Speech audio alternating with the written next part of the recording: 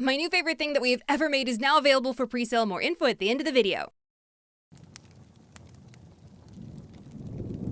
Oh, hello, my geeks and peeps, my explainers and entertainers, my little oodle-lollies. Rebecca Parham here. Cozy little scene, isn't it? Just about the only thing it's missing is a dog curled up in front of that fire. Really makes me think about the best and possibly naughtiest dog my family ever had.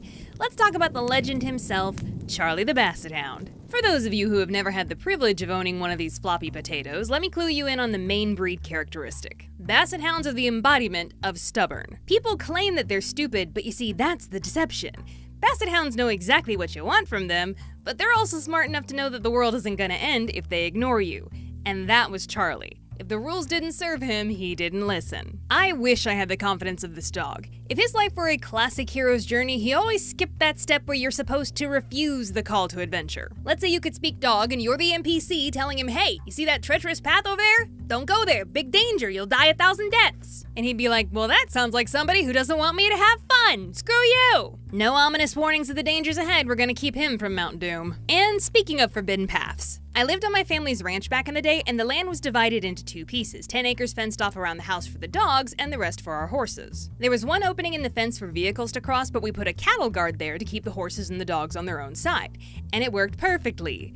That is, until we got Charlie. He, with his big basset brain, figured out that he just needed to lay flat on the ground like a pancake and army crawl his way across the cattle guard. We would constantly find him in the pastures just puttering around or hanging out with the horses and the barn cats. One time my mom saw him across the fence chilling by our duck pond and she yelled, "Charlie!" And for some reason, when he heard that, he looked upwards towards the sky like God was calling him. Searched the sky and everything, like the staircase to the pearly gates was gonna appear before him. I mean, all dogs do go to heaven after all. Fun fact, Rachel was the one who named him Charlie, but I started calling him Charlie Barkins after the main character in that movie. And it stuck. He was Charlie Barkins to the whole family until the day he died. He also frequently went by Basset Hound and Da Bass. We call dogs by their breed a lot in our family. Hey, German Shepherd. Hello, Labrador. How you doing, cattle dog? Speaking of cattle, this one time Mom was across the cattle guard putting the horses in the barn for the night.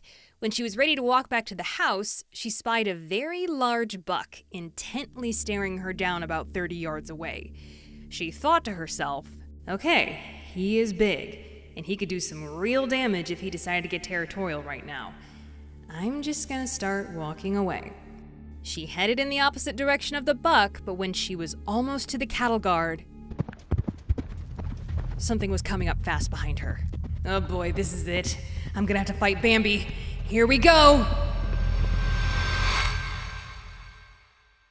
Turns out that heavy galloping was just Charlie trying to race by Mom and beat her to the cattle guard, possibly to avoid a scolding, though Mom definitely had a few choice words to shout at him as he ran back to the house. Charlie wasn't just a ranch dog, oh no, he was a corporate professional. Mom, Dad, and Rachel would take him to the family business all the time where he did very important work, like napping and sunbathing and walking from room to room hounding people for love and affection.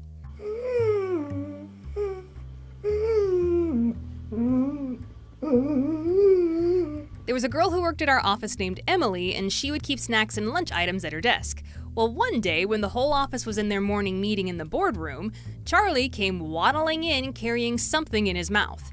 He waited until he had the whole room's attention before setting the item down and looking at everyone expectantly. That's when Emily shouted, "Oh my God, is that my peanut butter?" While everyone was busy in the morning meeting, Charlie had rummaged through her food bag she left behind her desk and stolen her jar of peanut butter. Knowing full well he couldn't get into the good-smelling jar himself, he brought it to the humans to open it for him, acting like he totally didn't just do something naughty. Charlie, you're fired.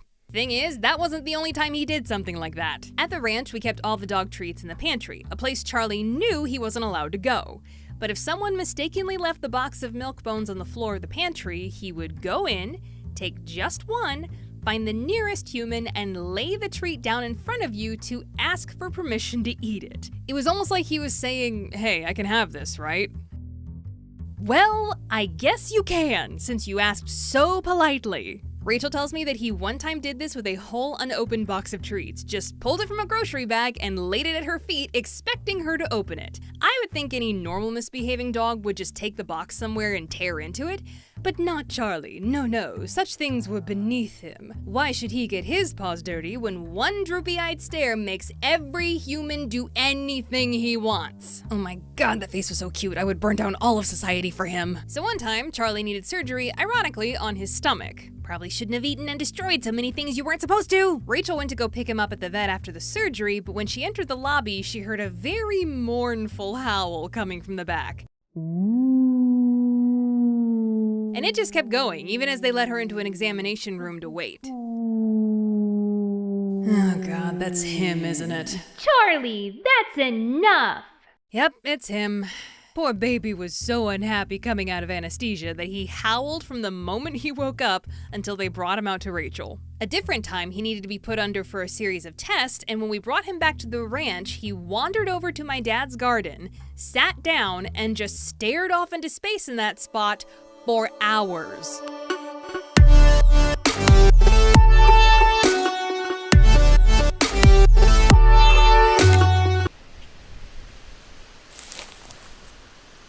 I called him to come back in a few times, but dude was on another planet at that point. Didn't even notice my presence until I physically touched him. Must have been having one hell of a trip. A few more of Charlie's many quirks. Look at this, whenever he was just chilling, he would lie with his hind legs out to the side like this, or stretched backwards like this. We'd walk by and call him Superman when he did that. He was also a summer bum because he loved jumping up on the pool furniture and soaking in the rays like he was getting a tan. Only thing he was missing was a coconut drink with a little umbrella. Another thing he loved was when I wore long skirts because he would treat me like his own personal tent. And every single time, he would peek out from underneath it with the cloth draped over his head like this. I'm pretty sure he was fully aware of how cute he was. And finally, he could always tell when I was having period cramps and thought he was helping by lying on top of me. I appreciate the concern, Charlie, but I don't think your treatment's working. But then again, that always was Charlie's favorite place, on your lap. Now, all of these stories were just the tip of the Charlie iceberg. Trust me, I would love to make another one of these videos, so please give me every reason to. I want to keep the legend alive. Thank you so much for...